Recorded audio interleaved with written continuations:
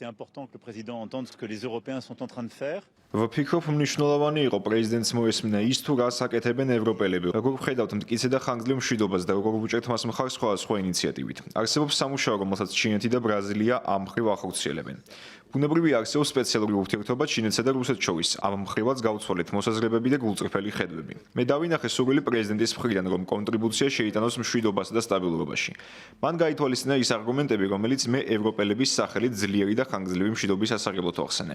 უნდა არსებობდეს გარანტიები უკრაინისთვის, რათა ის არ გახდეს ახალი აგრესიის მსხვერპლი. ამ მხრივ დიახ, პროგრესი გვქონდა. შევთანხმდით, რომ ჩვენი საგარეო საქმეთა მინისტრები იმუშავებენ საერთო დოკუმენტებზე მომდნო კვირებისა და თვეების მანძილზე. უნდა ითქვას, რომ ერთობა ამერიკის შეერთებულ შტატებსა და ევროპას შორის უკრაინის საკითხზე საკვანძოდ მნიშვნელოვანია. ამას ხაზიც გავუსვი. ამერიკას სჭირდება ევროპა სამშვიდობო ძალისხმევაში ლიდერობისთვის, რადგან ეს ხდება სწორედ ევროპის კონტინენტზე. ჩვენ კი უსაფრთხოების გარანტორები ვართ. ჩვენ ვართ ის, ვინც განიხილავს სანქციებს, ვისაც აქვს გაყენული რუსული აქტივები და ეს მხოლოდ მაგალითებია. პარტნიორობით ჩვენ ვიქნებით უფრო ეფექტურები. ჩვენ კი გვჭირდება ამერიკის შეერთებული შტატები, რათა მივაღწიოთ მშვიდობას.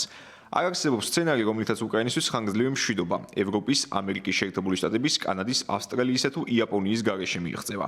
ყველა იმ ქვეყნის გარეშე, ვინც დღეს მსურველთა კოალიციაშია.